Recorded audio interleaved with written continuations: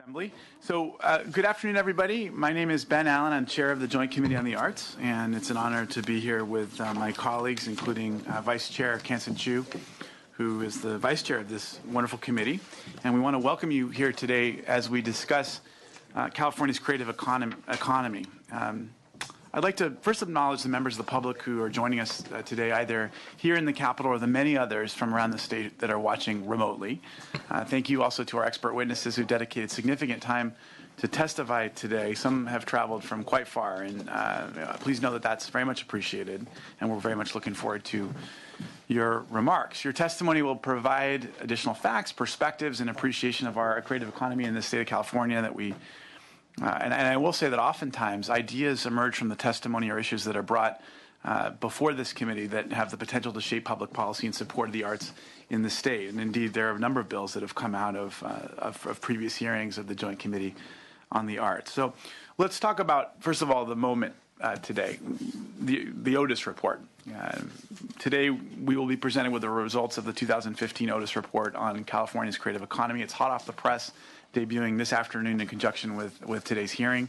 For those unfamiliar with the report, it's a seminal project of the Otis College of Art and Design in Los Angeles, and it's researched by economists at the Kaiser Center for Economic Research. Now, why is this report important?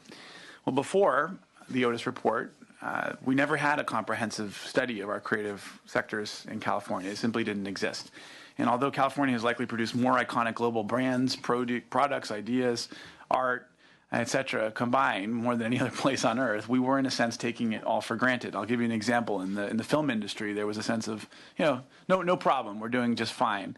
Until, of course, more and more great-paying production jobs started leaving the state and wooing, high-tech fashion industry and other industries tied to the creative industries then followed. And then we, of course, started to get focused. For example, we finally passed AB 1839 in the fall of 2014, which increased film tax credits from $100 million annually to $330 million annually. And according to the State Film Commission that came out with a report prior to this bill, we would lose about $1 billion a year to runaway production in 2013-14. And of course, we've now started to see the impacts of that relatively modest tax credit and how much it's brought back a lot of the critical jobs and creative economy to a whole portion of California's economy. So we're actually going to be having a hearing on the impact of the TV film tax credit as a committee, probably early 2017, and I'm excited to have the members participate in helping to pull that hearing together. This is the third time that the Otis has commissioned a statewide report. These reports have given us a great baseline as to where we've been, what's at stake, as well as projected forecasts. And with this qualitative and quantitative economic data, we can measure the impact that these sectors have, weigh the creative industry's footprint against other industries, or in many cases see how art and design career opportunities can be found within industries commonly thought to be outside of the arts. So let's just talk a little bit quickly about some of the legislative accomplishments that have happened over the past year. We should mention, of course, legislative California funding for the arts. Last year, we increased the budget for the California Arts Council from $1 million from the state's general fund to an ongoing $8 million. To place this in context, state arts funding had been at a stagnant $1 million for over 10 years, and we were at the very bottom of all states in per capita funding. $1 million to $8 million is definitely a move in the right direction. It gives our Arts Council the ability to award many more grants. These grants directly support a wide array of programs throughout the state, and we're obviously hoping to augment that and grow that funding as time goes along. We also passed AB 189, and I'm glad to see the author, Richard Bloom, here. Having to do with state-designated cultural districts. It's something we discussed at this very hearing last year, and it directs the Art Council to move forward with the program development of state-designated cultural districts. Other states have already implemented these, Indiana, Massachusetts, Louisiana, Baltimore. I know that we're approaching the issue of gentrification, which is the biggest area of concern in this area, with much care, and we're looking at best practices in other states. Craig Watson, who's here, who's the director of the California Arts Council, is overseeing the genesis of this program, and he'll give us an update on the state-designated cultural districts, and I'm certainly also hopeful that Assemblymember Bloom will give us a bit of background on this issue. I also wanted to mention another bill that came out of our last hearing of this of this Joint Committee on the Arts is SB 916. California, as many of you know, is one of only 2 states in the country, along with West Virginia. We always like to be up with them. That doesn't issue teaching credentials in theater or dance. And people who want to teach those subjects are required to obtain a credential in English for theater or PE for dance, even though the training for theater and dance is totally unrelated to these subjects. They're the only 2 subjects in the education code that are specifically delineated as subjects requiring standards that don't have credentials associated. And this bill recognizes the importance of the visual and performing arts to our students' education and our economy, and it will create single subject credentials for dance and theater, and we're certainly hopeful that that bill will move through. So let me introduce my new committee vice chair, Assemblymember Chu. Let me turn the microphone over to you to make any opening comments you may have, and we may hear from our other members, and then we'll, of course, start our agenda. Thank you very much. All right, thank you, Mr. Chair. My name is Kansen Chu. I wanted to thank Senator Allen for inviting me to participate in this very important informational hearing. It's my pleasure to be here with you today as the chairman of the Assembly, Art, Entertainment, Sports, Tourism, and Media Technology. I would also like to extend a particular thanks to the Otis College of Arts and Design for your long-standing effort to quantify the financial contributions of the arts and your excellent work on this most recent assessment. Also have a shout out for the California Art Council. I'm happy to see Connie Martinez. I think you still from Santa Clara, from my district here, and for your continued good work on behalf of the peoples of California.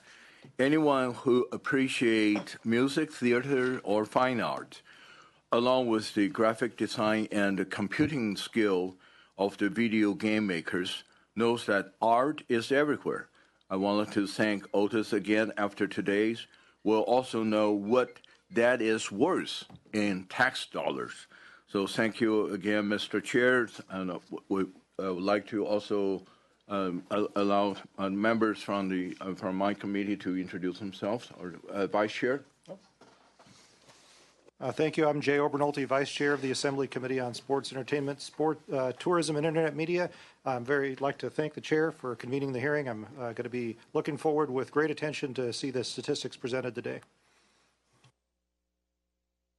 Good afternoon, everybody. I'm David Hadley. I represent the South Bay of Los Angeles in the California State Assembly, and I'm also a member of the Assembly Committee on the Arts. I'm very pleased to be here. Somebody told me that attending this hearing would get us all to the front of the line for Hamilton tickets when it comes to the Pantages. So that should fill the room quickly, since this is being streamed over the internet, is my understanding. I'll just make one very quick comment. I had the privilege of attending the 85th anniversary of the Palos Verdes Arts Center just a couple of weeks ago. And it's really a great reminder as we meet here today and learn the updated facts on what's going on in the creative community and how it affects our economy, that we really are standing on the shoulders of giants, of predecessors who've been working on exposing Californians to the arts and building our creative community for decades.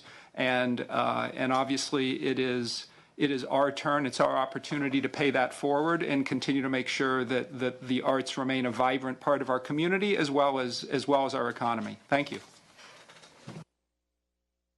Thank you. And Assembly Member, the Pantages Theater where Hamilton will be shown is in Senator Allen's district and my own. So you'll have to get through us to get those tickets. And I think that is just a small, it's an important theater, but a small portion of the arts presence that we have in Southern California and particularly in the district that Senator Allen and I are fortunate enough to represent. The arts is an incredibly important thing that helps serve our community, but it also brings jobs in extraordinary numbers in Southern California. We did, when I was on the Santa Monica City Council, we studied just how many jobs in the community were somehow related to the arts, and I think that this is probably replicated through much of Southern California. It was upwards of 40%, I think, if I remember the statistic correctly. So it's good to be here talking about this subject. We really, I think, can't emphasize this as an important economic and cultural prerogative in the state of California. We are the arts community of the world, really. I think we serve arts not only to Californians statewide, but to the world.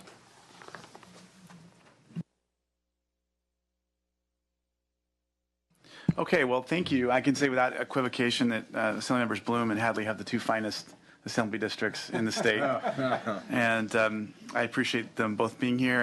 But one of the things we're going to talk about is that this is certainly not simply a Southern California phenomenon. There is extraordinary arts work happening all over the state of California, and we're going to be hearing some great stories from all over the state today, and at some of the future hearings that this committee will be convening. So.